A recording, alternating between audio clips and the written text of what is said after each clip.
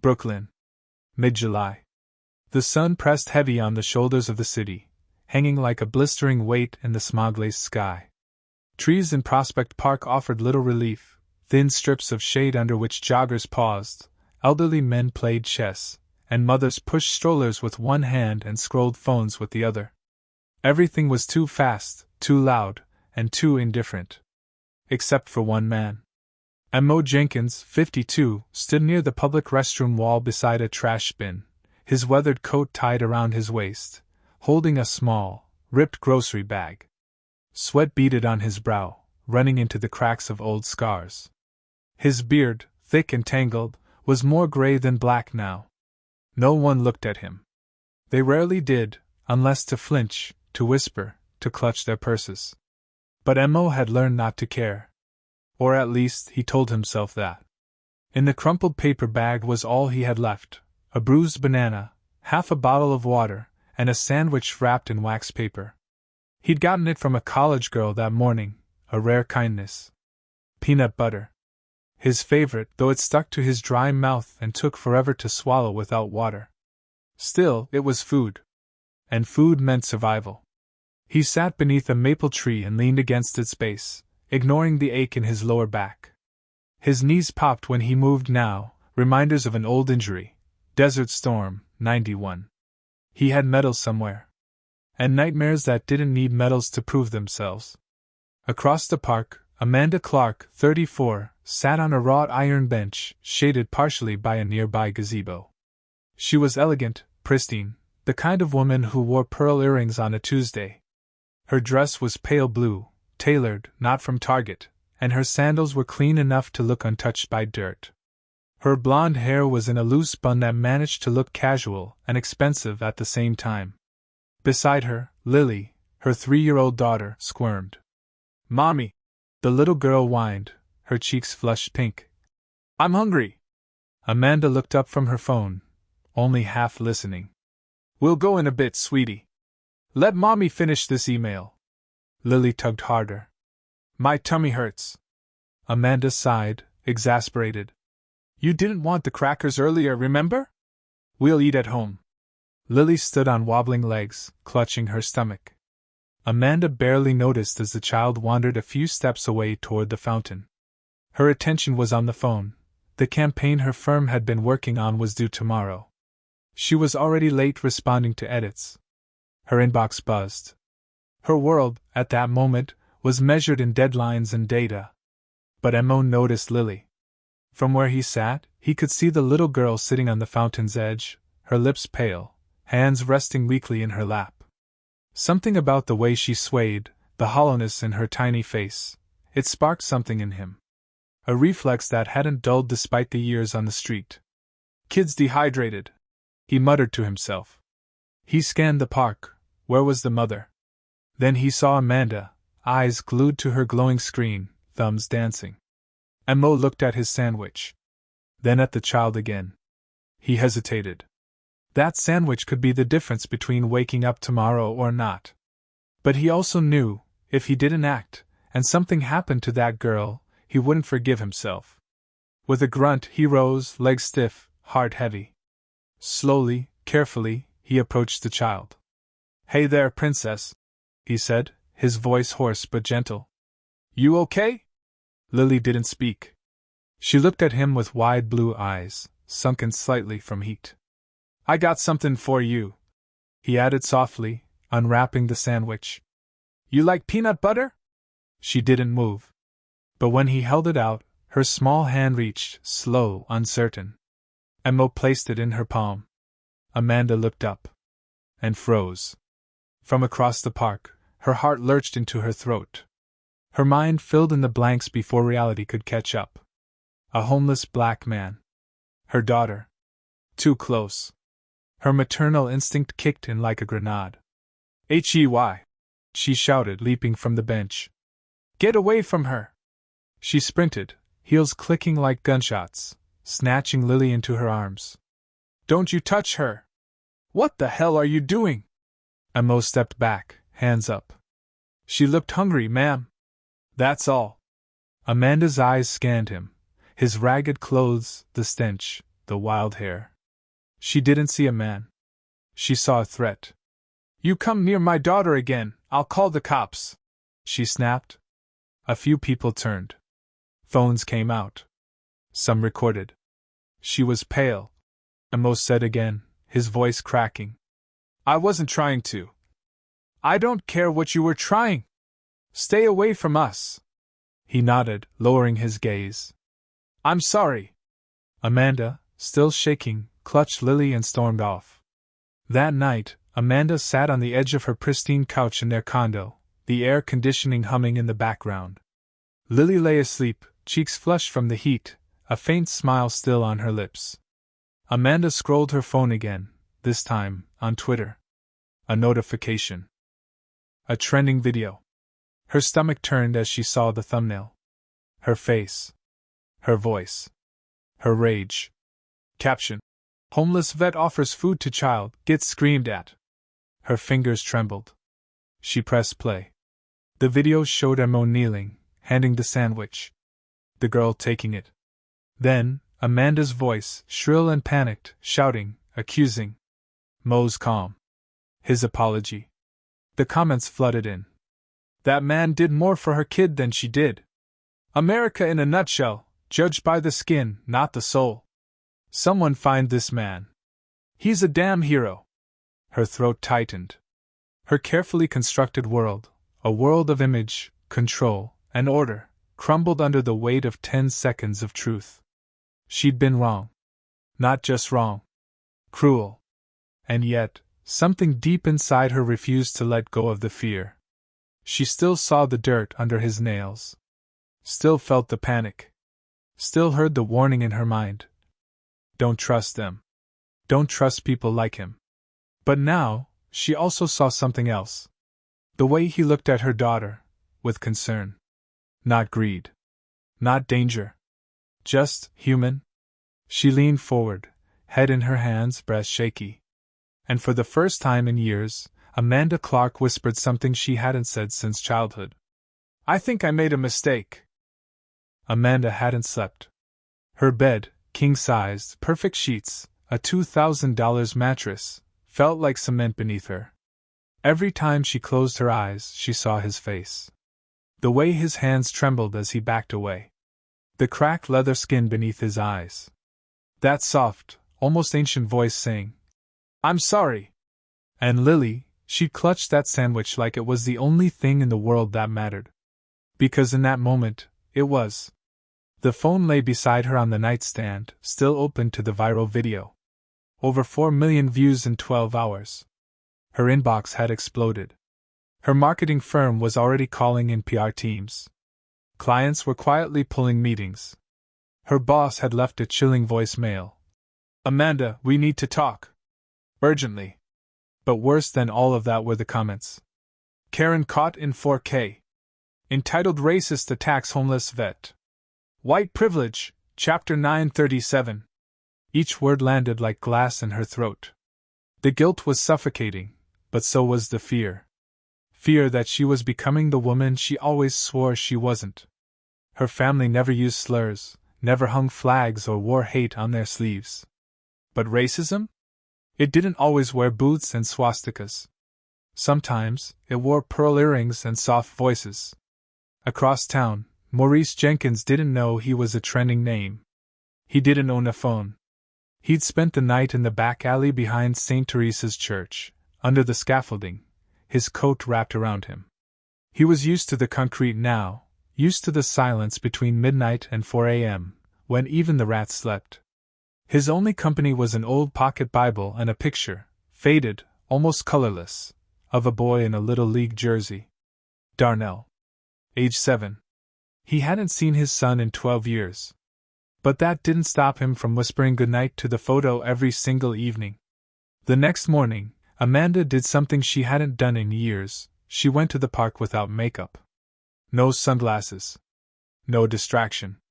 Just a bag in her hand and Lily at her side. It felt like walking into a battlefield. Whispers followed her. A jogger glanced sideways. A woman pushing a stroller actually steered around her, eyes narrowing. Amanda swallowed her shame. She didn't run this time. She walked. To the bench. The fountain. The exact spot. But he wasn't there. She stood in silence for 10 minutes, then 20. A man passed by with a dog. She asked him softly, "Have you seen the homeless man?" "Black man, older with—" He cut her off. "You mean the guy with the kind eyes?" "Yeah. Sometimes he hangs out near the old soup truck on Flatbush, near Lincoln Road. Haven't seen him since yesterday." Amanda nodded and whispered, "Thank you." That night, after putting Lily to bed, she sat down at her laptop and opened her private Facebook. She hadn't posted in nearly a year, not since her divorce. She stared at the blank status field for a long time. Then typed, "I made a mistake. Yesterday, I judged a man based on what he looked like. I let fear, and maybe more than fear, make me blind to kindness. He helped my daughter. He gave her food when I wasn't paying attention. He did what I should have done. I screamed at him. I humiliated him. And I regret it. I don't know if I'll ever see him again. But if anyone does, please tell him Amanda Clark is sorry. Deeply sorry." She didn't expect the post to go far. But the internet had other plans. It was shared over 30,000 times in a single night. Screenshots made their way to Twitter. And soon, people began looking for the man in the video. A new hashtag was born, #FindMoJenkins. Meanwhile, Emma was sitting on the edge of the curb on Flatbush Avenue, next to a hot dog cart closed for the night, when a young man approached him. He looked about 19. Latino. Hoodie. Nervous energy in every step. "Hey, sir? Are you Mo?" Maurice looked up, blinking in the neon flicker of a bodega sign. "Who's the skin?" The kid pulled out a phone and held up the video. "That you?" Mo squinted, leaned closer. Saw the girl. Saw himself. His voice caught in his throat. "Someone posted this?" he asked. The kid grinned. "Man, you're famous. Like, good famous. People say you're a hero. You saved that kid. Woman who screamed at you even posted an apology. People trying to find you." Mo's chest tightened. A storm of emotions churned inside him. Confusion, shame, anger, disbelief. He hadn't asked for any of this. "I ain't no hero," he muttered. The kid grinned wider. "Too late. World thinks you are." He handed Emma a folded note. "This is from someone. Said you might come by here." Emma unfolded the paper slowly, hands trembling. In neat cursive it read, "Dear Sir, if you're reading this, it means you saw the video. And that I'm not too late to say, I'm sorry. Please let me talk to you.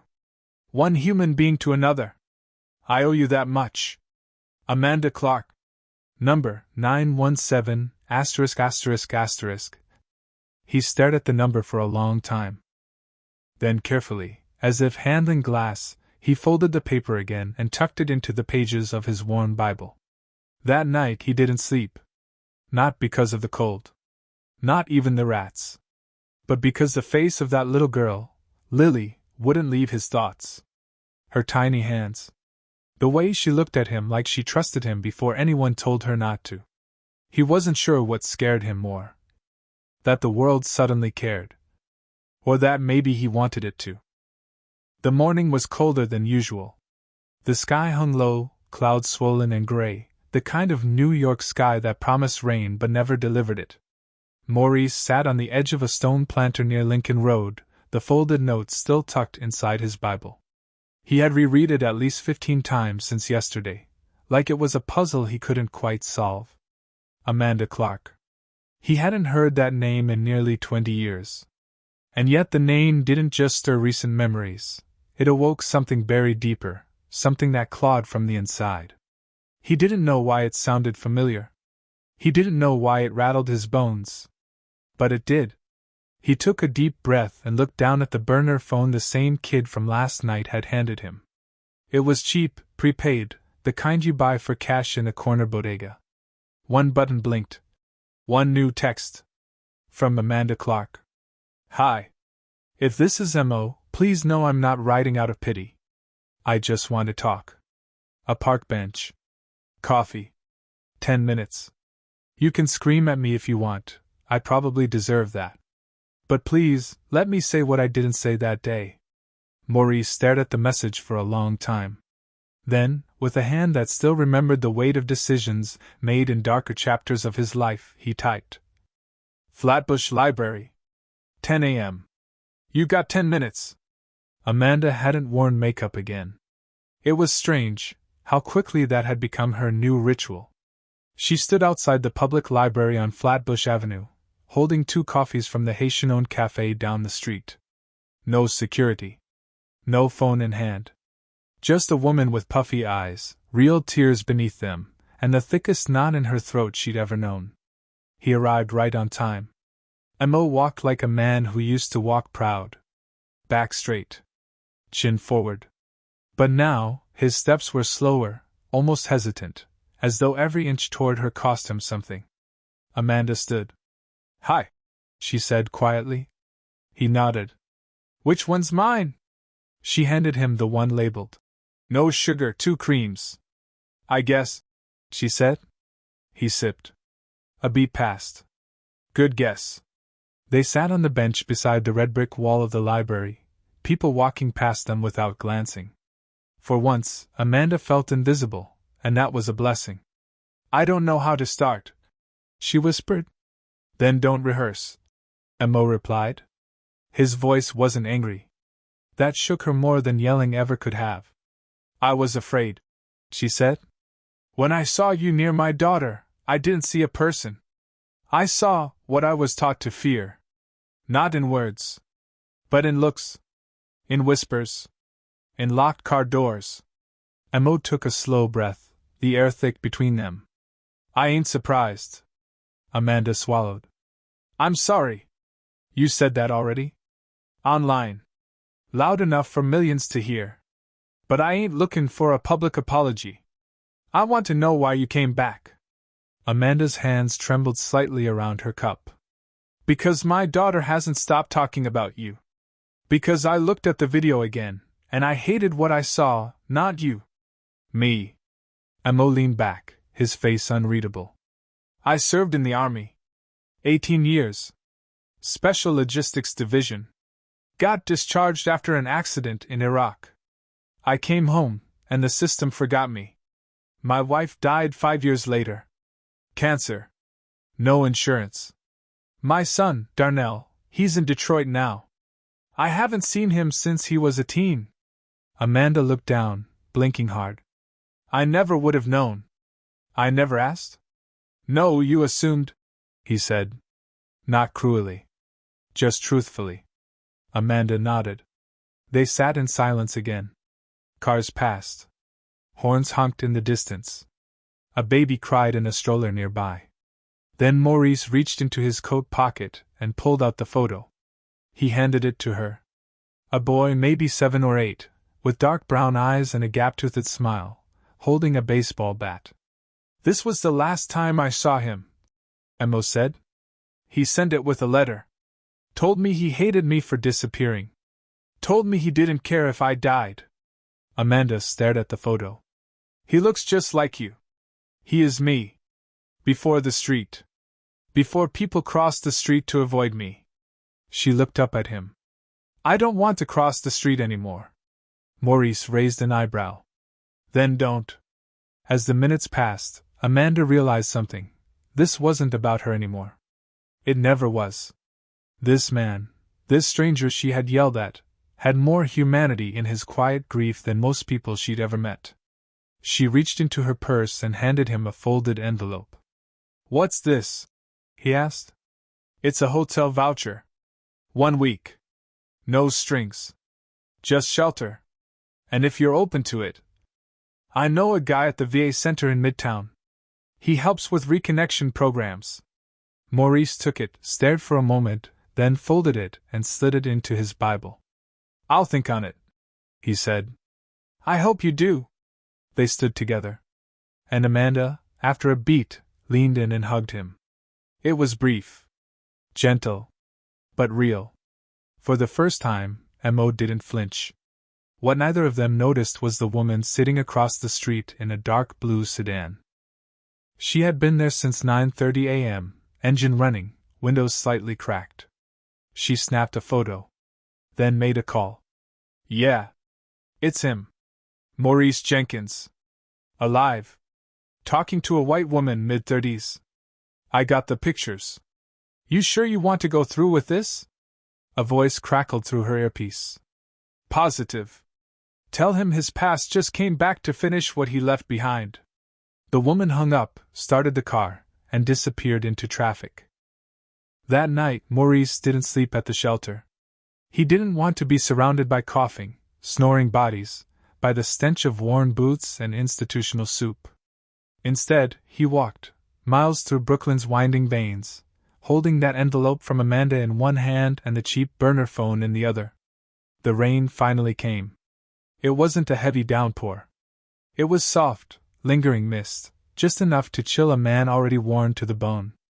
Maurice ducked beneath the overhang of a closed laundromat and stared out at the street. His stomach growled. His back ached. But his mind was somewhere else. 20 years ago. In Mississippi.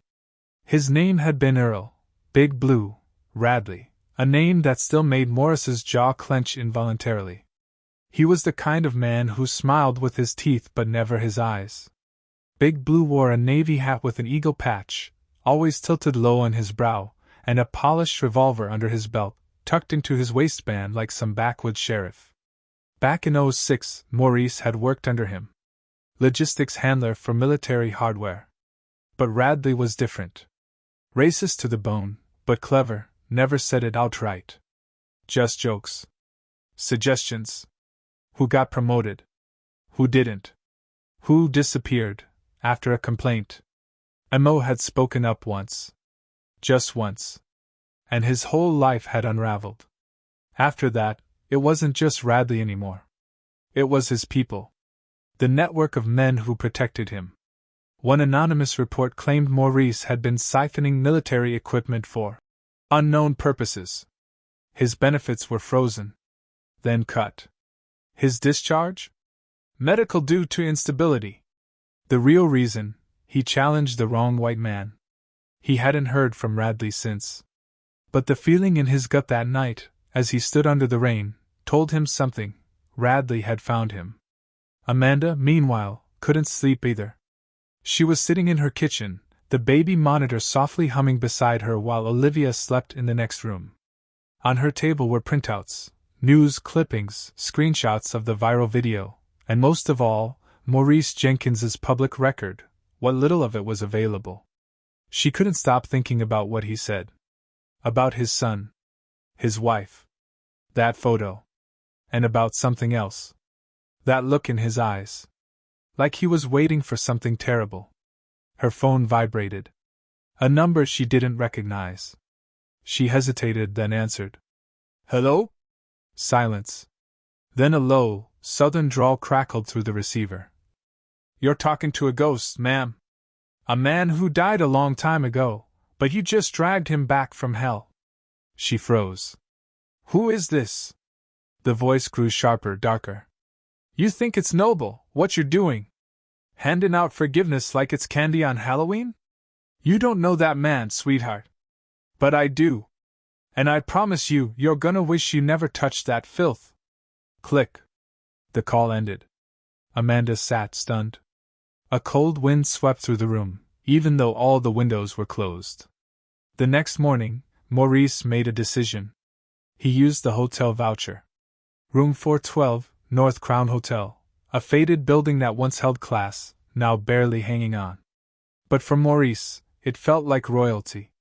He stood under a real shower for the first time in months. Watched rust-colored water run off his arms and down the drain. He changed into the fresh clothes Amanda had left in a bag beside the voucher. Jeans. A black t-shirt. Even socks. He looked into the cracked bathroom mirror. And for the first time in a long while, he saw not a vagrant, but a man. Not a ghost. By noon, Maurice walked back to Prospect Park. He was supposed to meet Amanda at a small sandwich cafe near the lake, Neutral ground, she'd said. But as he rounded the path near the boathouse, he noticed something that stopped him cold. A man. Sitting on a bench. Wearing a navy blue hat. Polished boots. Arms folded. A leather duffel beside him. And that same damn smirk Maurice had seen back in the army. Big Blue. It had to be. The man looked up. Their eyes locked. And for the briefest second, time reversed. Maurice wasn't in Brooklyn anymore. He was back in Camp McClellan. Back when he still had a future. Radley stood. "Didn't think I'd recognize you in all that beard," he drawled. "But you still got those eyes. Like a dog that bit its master once and never forgot the pain." Maurice didn't move. "What do you want?" he asked, low and calm. "Justice," Radley replied. Maurice almost laughed. "You mean revenge?" Radley chuckled. "Call it what you want. But you and I got business, son. And it's about to get real public." He tapped the duffel with his boot. "I got things in here that would burn your little friend Amanda's life to the ground. Evidence. Statements. One phone call, and you're not just a washed-up vet, you're a terrorist. A traitor." Morris's fists clenched. "You can't scare me, Radley." "Oh, I don't need to scare you," the man said, stepping closer. "I just need to remind you that the world never changed. You're just a photo op now. A sweet black man who fed a baby. But you and I know better, don't we?" Before Maurice could respond, his burner phone buzzed. "Amanda. I'm here. Where are you?" He looked down. Then back up. But Radley was gone. Just the duffel remained on the bench. Inside, a note. "You bring her here again, I'll bury you both. Don't test me, soldier." Amanda didn't see Maurice that day. He texted her once, a short, clipped message. "Can't meet today. Something came up. I'll explain soon." She tried calling. No answer. She tried again. Straight to voicemail. She sat on the park bench for almost an hour, scanning every face that walked past. But she never saw him. Something was wrong. Deeply wrong. When she finally returned home, Olivia was crying. The nanny said she refused to eat all day. Amanda held her daughter close, whispered soft apologies into her curly blonde hair, but her mind wasn't really in the room. It was back on that bench. Back on that text. Back on Maurice. Maurice, meanwhile, wasn't far. He was staying low. A few blocks away, tucked in the shadows of an old maintenance shed behind the botanical gardens, clutching the duffel Radley had left. He hadn't opened it yet. He wanted to throw it in the trash. Burn it. Dump it in the river. But something told him not to. Something deeper than fear. A voice he hadn't heard in years, a voice that once wore sergeant stripes. "You don't run until you know what you're running from." So he sat. Under the dim, orange glow of a rusted wall lamp. And unzipped the bag. Inside. A manila folder thick with paper. A USB drive. A pack of cigarettes. Still unopened. A single Polaroid photograph, paperclipped to the folder's cover. Maurice pulled the photo free. It was him. Standing outside a black van, back in 2005. Handing something, a long crate, to a man in a desert keffiyeh. The implication was clear. He opened the folder next. Inside were reports, doctored, he could tell, claiming Maurice had helped sell military-grade tech to insurgents during the early Iraq surge. Fabricated signatures. Out-of-context timestamps. Photos. But to an outsider? It would look damning. Even now, 2 decades later, it could be enough to ruin what little life he had left. He stared at the USB. He didn't plug it in. He knew better than to trust a device left by a man like Radley. But his mind spun. Was Radley working alone? Why now? Why resurface after all these years? Then it hit him. Amanda. It wasn't about Maurice. It was about her. She was white. She was visible. And she had dared to help a black man in public, a man with a buried past. A man they thought was dead and buried, but now, somehow, was front and center of a story that humanized someone they wanted forgotten. Radley wasn't just warning Maurice. He was hunting her. Amanda's apartment wasn't secure. He knew that now. He shouldn't have let her take him there. He shouldn't have given her Olivia's full name. Shouldn't have told her about his wife. His past. She had a baby. She had a life. And he had just dragged her into a war. But it was too late. Radley had eyes. And he was making his move. That night, Amanda heard something strange. A knock. Not at the front door. At the window. She pulled back the curtain, startled. Maurice. Drenched in sweat. Blood on his shirt. His eyes wide with something she hadn't seen before. Terror. She opened the window. What happened? Maurice, you're hurt. No time, he hissed. Grab Olivia. Grab anything you need for one night. We have to go. Now. What? Maurice, slow down. Amanda, please, he snapped. They know who you are. They know where you live. Radley is coming. He's not bluffing this time. Her heart seized. Amanda didn't understand fully, but she saw the urgency in his face. The sheer panic. She didn't argue. She grabbed Olivia. A bag. A hoodie. And they ran. Outside, his car was stolen. Just a rusted Toyota with plates he didn't ask questions about. But it ran. They drove through the night. Out of Brooklyn. Across the bridge. Into New Jersey. Maurice drove without talking. His knuckles white on the wheel. Amanda sat in the back, holding her baby, whispering lullabies even as her own tears streamed silently down her cheeks. They pulled into a motel around 3:30 a.m. Maurice barely got the room key before collapsing on the floor inside. Amanda tried to stop the bleeding on his side. A gash. Deep. Fresh. What happened? She whispered. Maurice opened one eye. Radley's man found me near the gardens. Tried to grab the bag. The duffel? He nodded. What's in it, Maurice? He looked at her for a long time. Then said, almost in a whisper, my death certificate. Maurice drifted in and out of consciousness. The room smelled of antiseptic wipes, damp towels, and motel-grade despair. Amanda had managed to clean his wound as best she could with the motel's first aid kit, but it wasn't enough. The cut was deep. And it wasn't the only thing bleeding. Amanda sat at the edge of the bed, Olivia sleeping soundly beside her, bundled in the motel's extra blanket. She couldn't sleep. Her mind was racing. Who was Radley? Why was Maurice carrying classified documents? How had a man she'd met as a homeless stranger become someone worth chasing and silencing? And more importantly, what did all of this have to do with her? By morning, Maurice was stronger. Amanda handed him a cup of gas station coffee, watching as he sipped slowly. She'd waited all night for this. Talk, she said. Maurice took a deep breath. Back in 2005, I was assigned to a recovery team in Baghdad. We weren't frontline fighters, we cleaned up after drone strikes. Retrieved tech bodies, data drives. One day, we found something different. Amanda leaned in. What kind of different? Maurice looked up. His eyes were tired. Haunted. It was a prototype. Something the DoD hadn't disclosed. A neural mapping device. Capable of storing a human subject's thought patterns, essentially, a mental black box. She stared at him. Like reading minds? He nodded. Not just reading.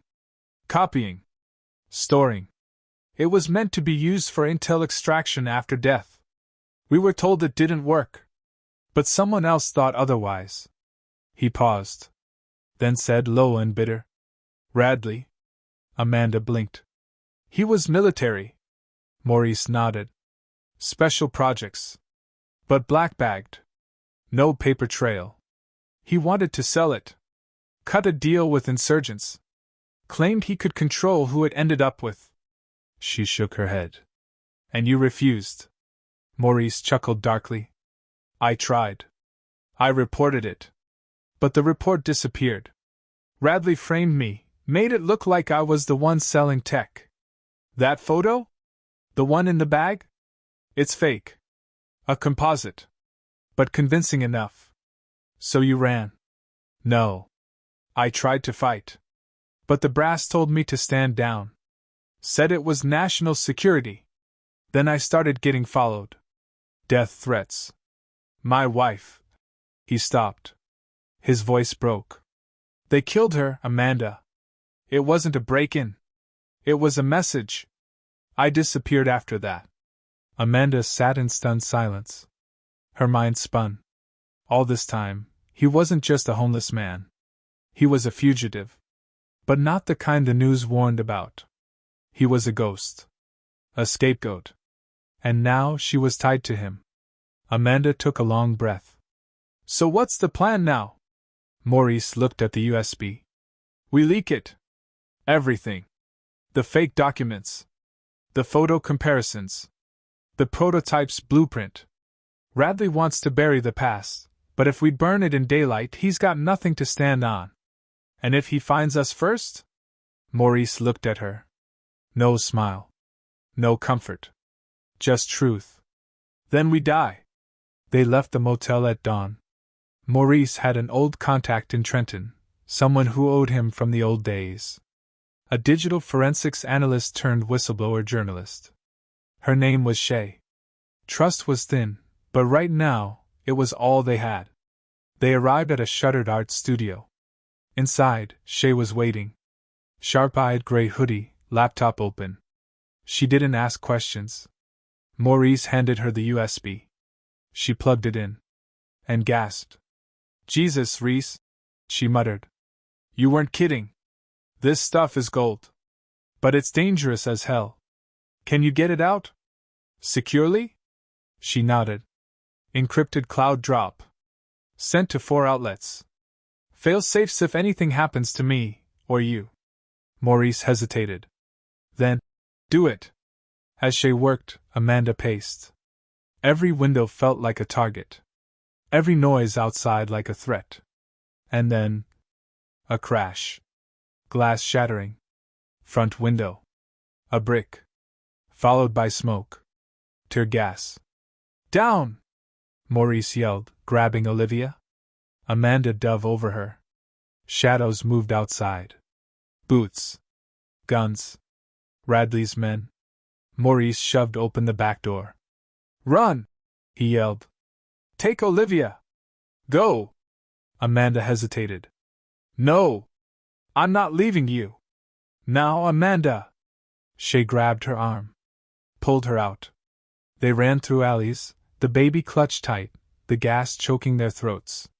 Gunfire behind them. Then silence. They kept running. By the time they stopped, Amanda was sobbing. Shay checked the news on her phone. It's out, she said. CNN, The Guardian, Vice. All of it. Radley's cooked. Amanda shook her head. Maurice. Shay put a hand on her shoulder. I'm sorry. 2 days later, Maurice's body was found in the rubble of the art studio. Burned beyond recognition. But beside him, a duffel. Untouched. Inside, tucked behind the manila folder, a final envelope. Addressed, Amanda and Olivia. Inside, a letter. Amanda. If you're reading this, I didn't make it. And that's okay. You gave me something I haven't had in a long, long time, purpose. A second chance. A name that meant something again. Tell Olivia stories. Make them beautiful. But tell her the truth too. About the world. About men like Radley. About how love can sometimes look like a stranger handing you bread. And about how even the forgotten can still make a difference. Thank you for seeing me, Maurice.